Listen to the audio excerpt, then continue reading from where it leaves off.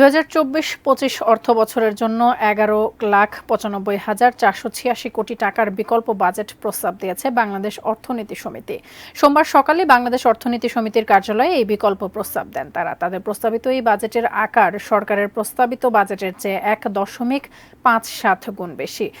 সংবাদ সম্মেলনে লিখিত বক্তব্যের সমিতির সাধারণ সম্পাদক অধ্যাপক ডক্টর মোহাম্মদ আইনুল ইসলাম বলেন, ১৯৭২-৭৩ অর্থবছর থেকে ২০২২-২৩ অর্থবছর পর্যন্ত ৫০ বছরে দেশে কালো টাকার পরিমাণ হবে ১৩২ লাখ কোটি টাকা, আর অর্থ পাচার হয়েছে ১২ লাখ কোটি টাকা।